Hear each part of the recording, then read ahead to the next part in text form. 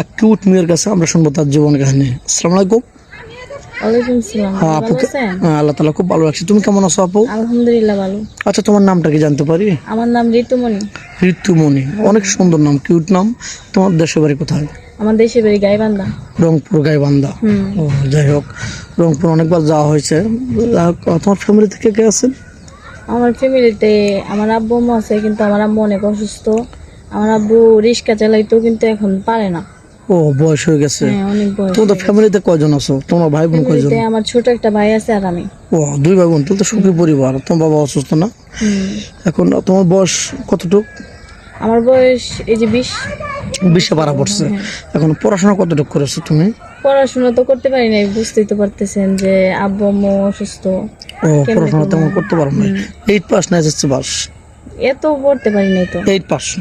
8 pass. ও আচ্ছা আচ্ছা, মানে পড়াশোনার ইচ্ছুক ছিল, কিন্তু তোমার আব্বুর অর্থ ভালো না, টাকা পয়সা নাই, এই জন্য পড়াশোনা করতে পারো নাকি? না। ও আচ্ছা আচ্ছা, বুঝতে পারছি। অনেক জীবনে হয়তো দুঃখ কষ্ট লুকিয়ে আছে, আমরা ধীরে ধীরে সব শুনবো। যাই হোক, তুমি আমাদের ক্যামেরার সামনে কিভাবে আসলে বা কে কিভাবে পাঠালো, কিভাবে আসলে একটু জানতে পারি? না, তুমি যে আসলে আমাদের ক্যামেরার সামনে কি জন্য আসছো? কারো থেকে শুনছো, মানে আমাদের ঠিকানা?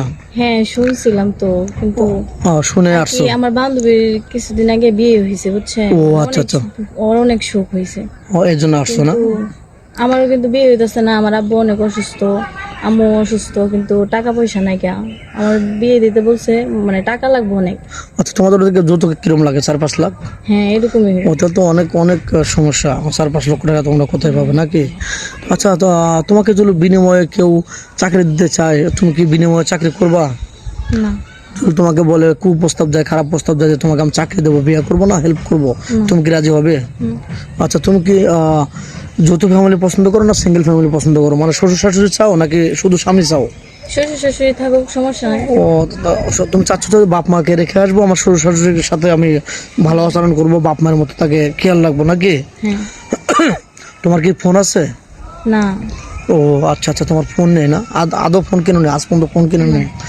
ওই কারণ 2 বেলা 2 মুঠো খেতে পারো না, ফোন কোথা পাবে? যাই হোক, এখন কোনো প্রবাসী ভাই তোমাকে সাড়া দেয়, তাহলে তোমাকে কীভাবে পাবেন?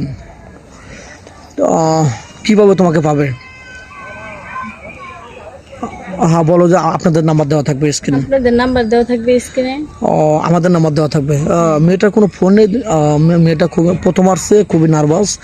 মেয়েটার কোনো ফোন নেই, আমাদের নাম্বার দেওয়া থাকবে, মানে ইউটিউব চ্যানেল কর্তৃপক্ষের নাম্বার দেওয়া থাকবে। কেউ ভিডিও কল দেবে না, ভিডিও কল দিলে ব্লক করতে বাধ্য হবে। ইমো হোয়াটসঅ্যাপ থাকবে। আর নামাজ কালাম তো পড়ো না? হ্যাঁ। তুমি তো মুসলমান। হ্যাঁ, নামাজ পড়তে হবে, কারণ মুসলমান দুনিয়া ত্যাগ করতে হবে সবাইকে, নামাজ কালাম পড়তে হবে, না হলে ওই কালে কি জব দেবে। তো যাই হোক, ভালো থাকবে, সুস্থ থাকবে, এই বলে শেষ করে দিলাম। আল্লাহ হাফেজ।